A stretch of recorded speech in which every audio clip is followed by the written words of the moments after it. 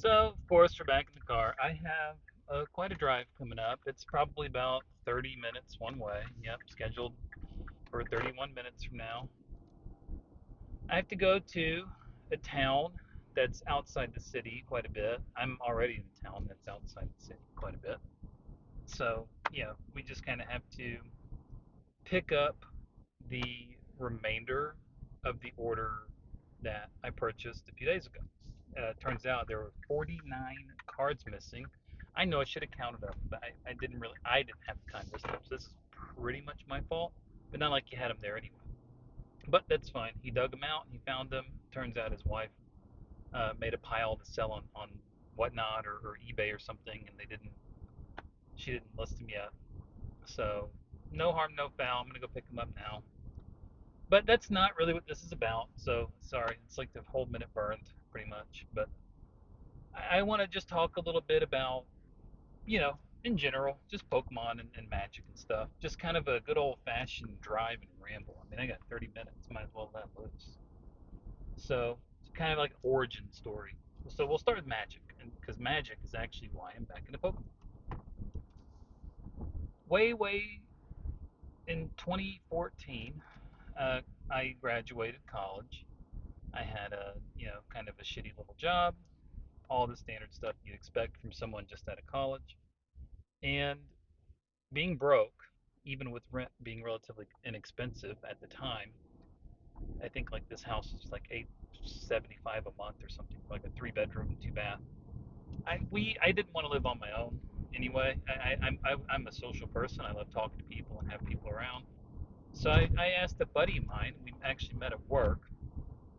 If he mentioned that he was looking for a roommate because just him and his brother there, and it's only two people. And it's a 3 bedroom house, and they were like, "Yeah, one of the suites. We have you'll have your own um, bathroom and bedroom, and you pay the same amount as us every month. We just need a third body there, and we get along pretty well." So I was like, "Yeah, sure."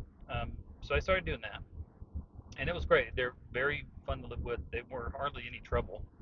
Um, they brought magic to my attention. Um, we'll call BL. BL played a lot, um, and his brother JL. They he played a little bit less, but they were surrounded kind of with friends that also played a lot of Magic. So I got pretty into Magic from them, kind of introducing me to it. So we would play Commander, Standard, whatever. My first Commander deck I ever played with was a Zergo Helm Smasher deck. He's like, if you want to learn how to play, and you're not really sure how to do it, this is like the perfect way to do it. And he was right. I mean, that's a great starter deck. Put it that way. It's all casual stuff. So played a lot of Commander. Fast forward to several years later, I have decided on my main Commander deck. It's a Necrosar deck. No one likes it, but it's still fun to play with or against. You can decide the power level live with that first draw and first hand. You can say, hey, okay, do I want to win turn three and get this thing over with, or do I want to draw this out? You can kind of decide based on how you play it. It's a very fun deck. I love it. I focused on that for years over the years. I started that deck in 2014, so it's 12 years old. It's pretty much optimized for cards printed up to just a few years ago. But I was balls deep in the Magic. I kept up with everything. I learned pretty much most of the important meta card names and what they do, kind of by heart. Legacy, Modern, Standard, Commander, all the staples. I knew them. I would go to shops. I would kind of headhunt for them, find them in bargain bins, bulk bins, and things like that. I would buy odd Magic stuff, like some of the old championship decks or whatever they were called back then. Um, Tournament decks. I can't remember. Like the Manuel Bevin deck had the four Chrome Moxes. I got one of those for like $30.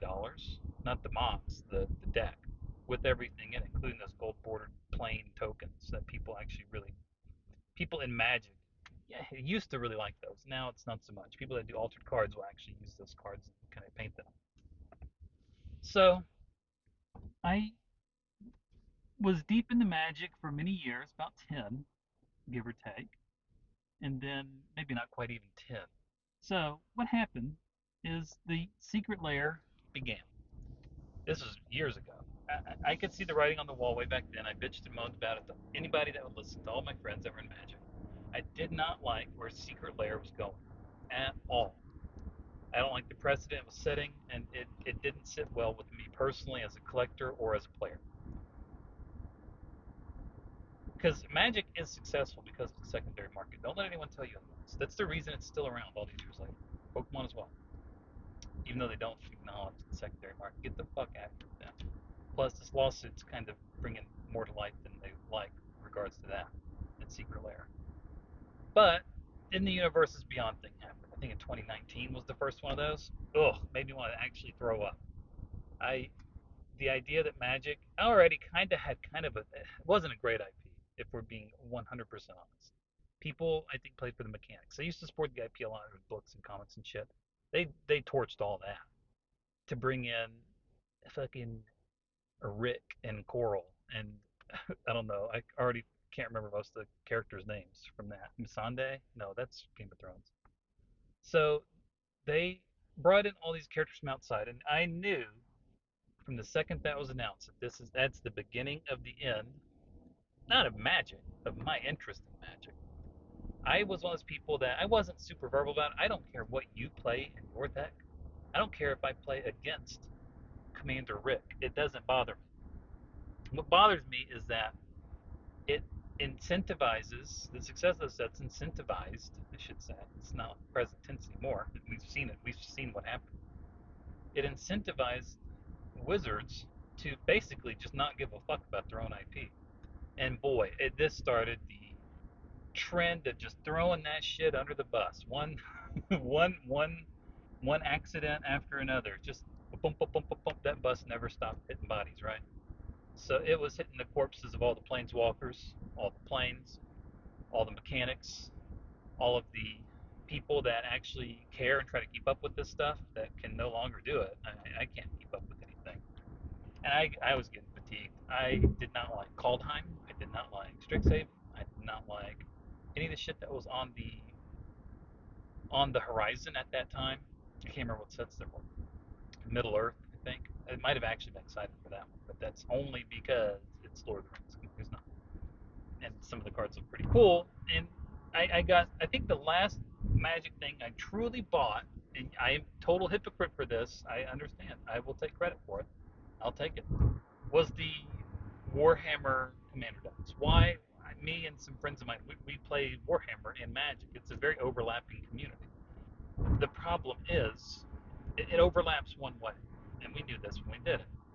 There are Warhammer players that may, or no, Magic players who also may play Warhammer.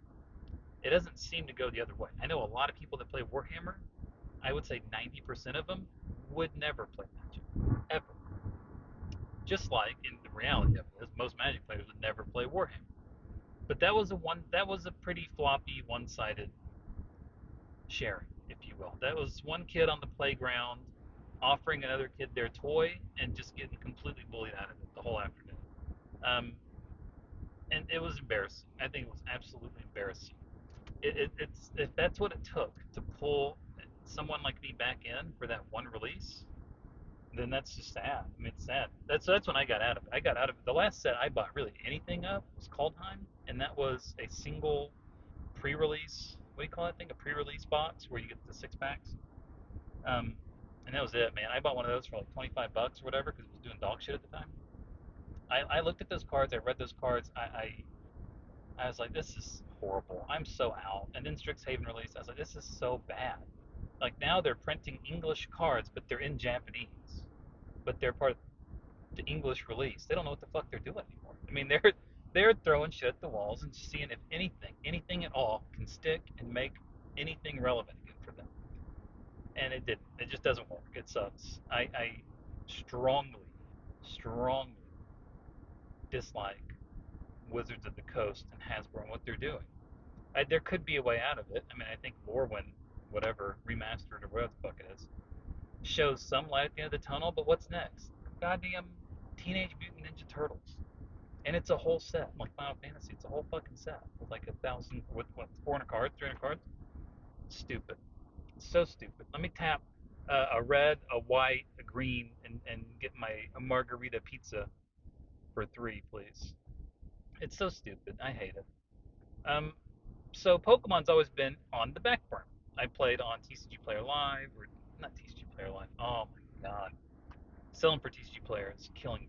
It's warping my brain. I played on TCG Live on the PC client for several years. Whenever I got a chance, I loved theme decks. Those are so fun to play. And they had its own weird meta that made it a lot of fun. You wanted to win, you just like chose an Entei deck or something. If you wanted to lose, you chose like anything else. But yeah, I had a lot of fun with theme. Some standard. I would crack some in like real packs every now and then, and kind of have some fun doing that. But it wasn't.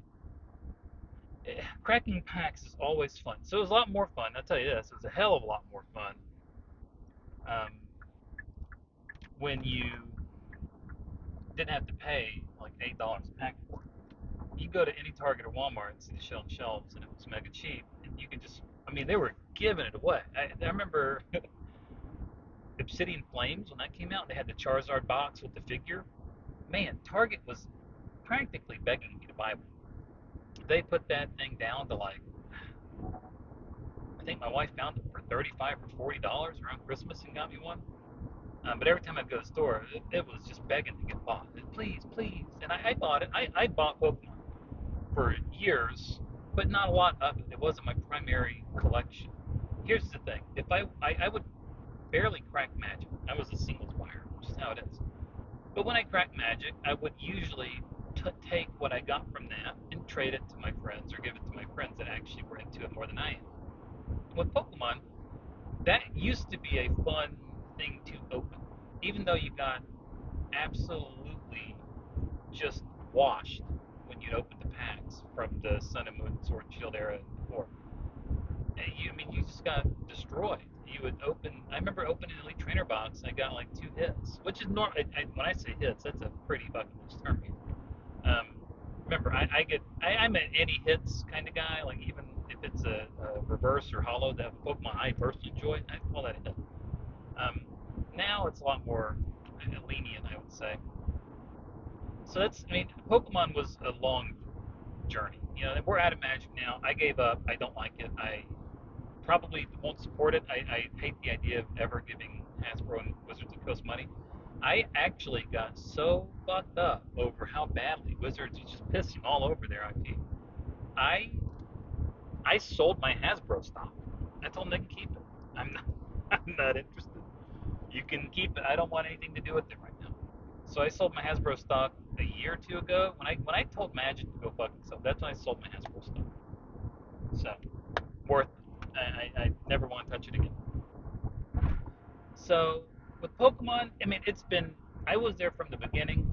I know, and this is, I know Opossum Butt gives people a lot of shit for this. I want to just say this: you do not have to publicly be a Pokemon fan to, since basically since birth, I think is what he wants to make content on it. I don't want to be as big as him or Rev or any of these other people that people watch online. If I get 25 subscribers and 3 views a video, who gives a shit? That's fine with me. Someone's out there listening to my rambling while I drive. Hopefully the driving sound's not too loud today because I got the road going finally. But I don't understand this mentality that you have to love Pokemon or any hobby from the moment you get into it until present day publicly to be have a chance to be relevant or make a good point. It's a very bizarre thing. I'm an adult. I've been an adult for 17 years, almost as long as I haven't been an adult. So my thing is, I to I'm going to be very blunt here. I was given Pokemon Red and a blue Game Boy Pocket the year those came out for Christmas that year.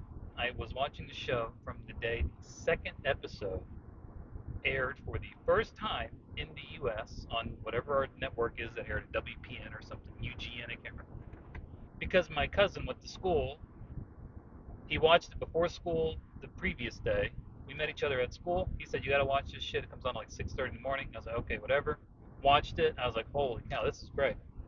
This is crack to an 8-year-old brain." So I've been in it since the beginning. Packs, I would do chores. I would get lucky. We were broke growing up. I would have to clean. I vacuum, do dishes, sweep, mop, make the beds, you name it. I'm talking dust the blinds, get up there and scrub the ceiling fan and shit. I had to do all this for a single pack of Pokemon cards. If I was lucky, they would have them at Walmart when we went. Or we did not have a big market. We lived in the boonies, so we didn't get any first edition. Or I don't think any base set Shadow was released locally either where I lived. I think we pretty much only got unlimited back when it was available. So me and my cut, we were just dying for this shit to become available in our market because we were hearing that it was available everywhere else. So it finally did. We get a pack, like maybe a pack a week, maybe two if we were mega good. Me and my sister, and that was that was the best we could hope for, really at the time. Except for Christmas, I might get two packs in the stocking as a stocking stuffer. You never know.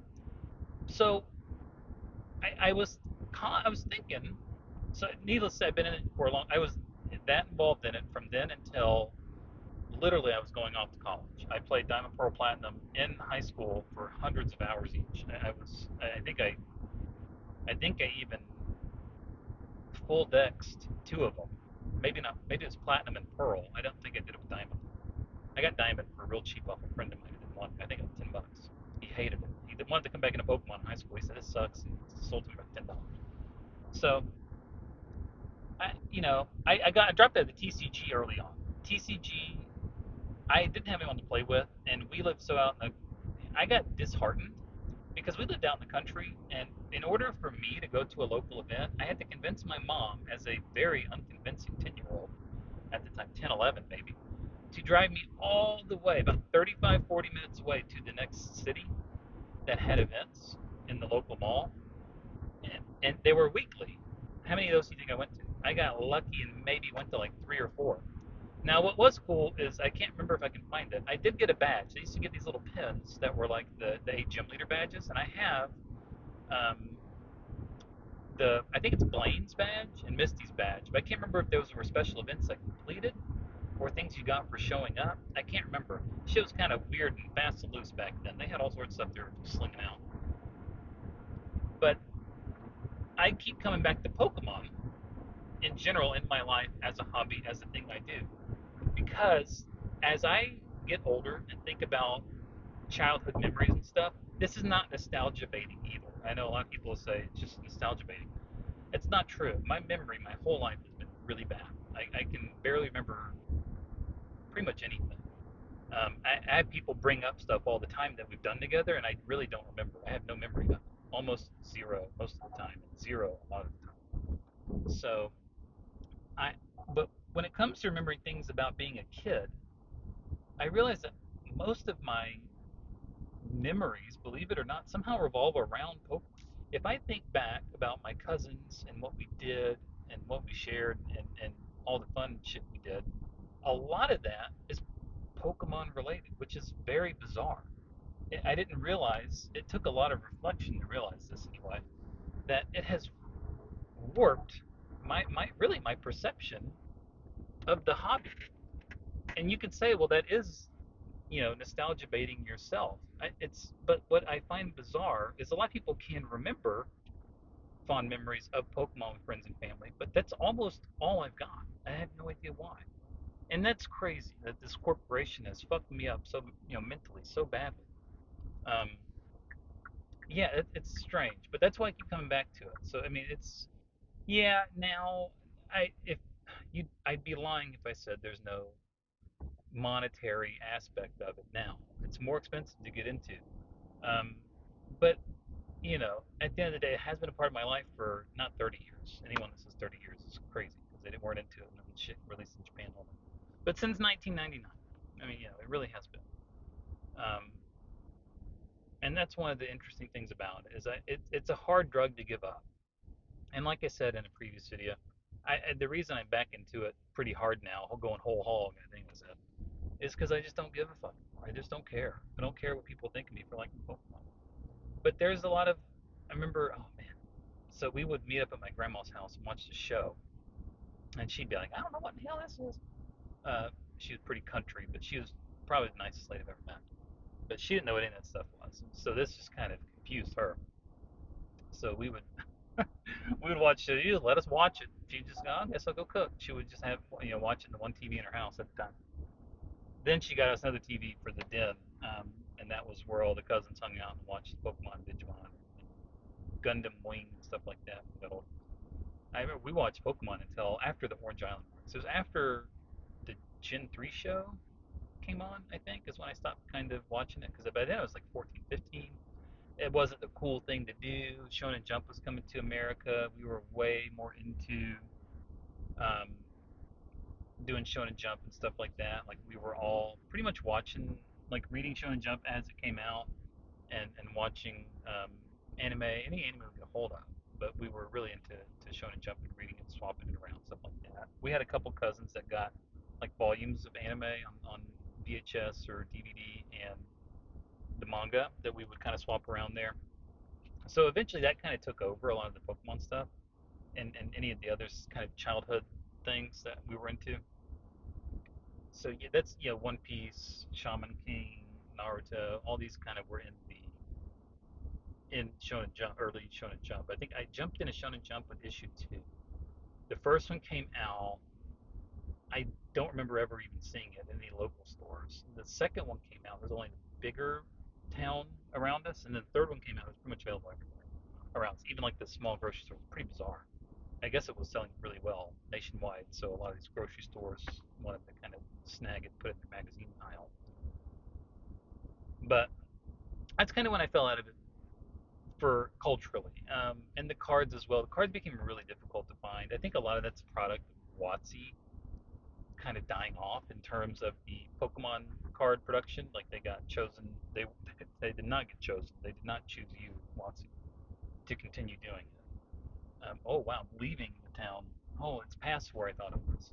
I don't know if I've ever been out this far. There's a lot of lakes and stuff. It's pretty wild. You can see behind that. It's just dead ass, not dead. These are just barren trees. So yeah, we're pretty out in the boonies right now.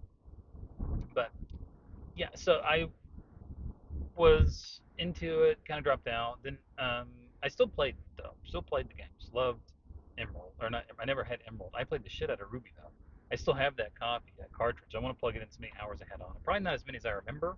When I was a kid, I remember playing. Oh, I played probably 150 hours, which as a kid is a lot. I did not get a chance to play a lot of games as a kid, so we were just too busy doing stuff. Like we had to clean. We literally had to clean to exist, or we got not whooped, but we wouldn't get anything. You got nothing. What you got? You got food. That was it. We had to clean and be good students and study and all that. That's how we got invested into it. So I came back. I remember I came back a little bit. So I lived overseas for about a year and a half total. In Japan, I wasn't really a Pokemon when I was in Japan. Why? There was just other stuff to be into. I think at the time I was I was still on anime and manga, but I didn't have like a specific one I gravitated towards. And as far as things to collect go, I wasn't really into Pokemon at all when I was over there, or Magic. So I went to all these card shows and didn't know what I was looking at. Man, I missed out on a hell of a lot doing that. If I had cared back then, I probably would be a lot richer right now for sure. But I didn't, and I don't. Well, I do. I would probably, if I go back to Japan, I'll look around some card shops, but not in Tokyo. Those are all going to be wrecked by streamers and influencers, quote unquote. So they're influencing every good shit to every good thing to come out of Japan into America. But I want to go to some of those and stuff like that. It's a shame I wasn't into it back then. I'd probably be a lot richer now because I'm pretty good at holding something if I think it can go up. But or just collecting and not giving it up. I still have a lot of stuff I bought in Japan, like a ton. Um, I just don't have. I just didn't buy a whole lot that would go up. I bought like a lot of Evangelion collectibles and things like that, which are cool. I like them, but they're not worth shit. Evangelion's pretty much dying. They lost all their momentum with the movie re-releases, and any cultural zeitgeist they found themselves in is just non-existent anymore. So that's a dead franchise completely, which is crazy because it's at one point it was one of the largest IPs, anime IPs in all of Japan. Now it's essentially worthless um, in terms of cultural value. It used to be very important. cornerstone show. Now it's not. It's a boring thing that's washed out. So circling back, when you go to Japan, I would like to look for some Pokemon. I'd like to get some sealed, even though I know they open it for you. I'm gonna go to some places kind of out in the country where they probably won't be as inclined to do that because they'll ask if we can do duty free, in which case it has to stay sealed. And then that's just so I can bring it home and figure out what to do with it. So some I want to keep for later, some I want to probably open. Um, but yeah, it feels good to be back in the Pokemon whole hog. The shows are a lot better than I remember them being. I started watching the current one, Horizons. I'm still fairly in the beginning. I think I'm like maybe 16 episodes in. Um, so being like 16 episodes in doesn't give you a whole lot to go off of, but it, it's a lot better than the show was when I was growing up. I can tell you that for sure. Like we remember it as being nostalgic, but I mean, we're being honest. The show was like 4 frames a second. It was not a well-made show. It did its job incredibly well, but it was not a well-made show, and that's fine. It didn't have to. It did what it set out to do, which is earn the TPI. What is it? TPCI? A shitload of money. Sorry, I have a lot of acronyms in my head from my real estate stuff. So yeah, there's it. I'm enjoying Horizons a lot. I like the characters. It's good to be back in it. I don't know if I'm gonna watch many of the movies. I heard just a lot of the movies aren't very good, and that's fine. There's a couple that are good, like it's not The Last of Us, but it's something similar to that. The Power of Us, everyone seems to enjoy. I'll probably give that one a shout. But I love seeing cards and binders. As I buy these collections, I pick some stuff out. Like right now, I'm working on a trainer gallery set, which is, I mean, it's 30 cards. It's pretty easy to do. And a Galarian gallery set, which is a little bit harder because some of those are quite a bit more expensive. But as I finish those out, I might get more inspiration to do something a little bit more complex. I would like to do some sets around the Pokemon that I remember most. But you know what? I feel bad. I really love Paldea. I love Paldea and Scarlet and Violet. A lot of the Pokemon in I think are pretty fun. I love the area. I would like to track down, go through Pokemon PKMNcards.com or whatever it is, and go to the gallery of all the Paldea sets and really try to find some cards that show off Paldea, like in like the artisan art card with the windmill. I got one of those as part of a collection. It's a nothing card. It cost almost nothing, but it's a beautiful card. It's a great looking card, and it shows off Paldea. Paldean Whooper has the Pokemon Center in the background. Keeping that, I because that's what's brought me back into it really hardcore with Scarlet after kind of being disappointed with Sword.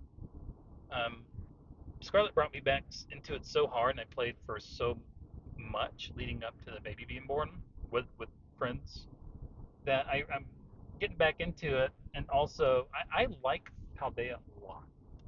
I would love to see that. I can't wait in 15 years when they decide to remaster that. It looks better.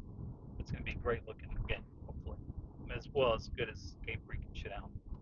But I would like to find cards that kind of showcase Paldea. But the problem is a lot of those are high because they're art cards. They're illustration rares and stuff. So that's not fun. Ooh, this road is wild. I haven't been on one of these in a while. Um, ooh, it's downhill pretty good. We don't have hills here normally. I don't know where in hell I'm at. But we're safe. I'm just kidding. Might run into somebody on a four-wheeler out here. But yeah, I'm glad to be back in. It's a great, fun hobby to do. I get to satisfy my numbers autism as well with the investment part.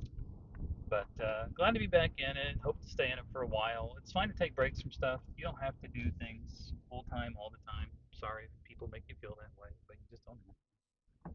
But I am where I'm going, and I don't want to show this guy's house off for the whole world to see. So I'm going to cut it off here. Hope you enjoyed my 30 minutes of rambling, and I'll do it again sometime. Trust me on that.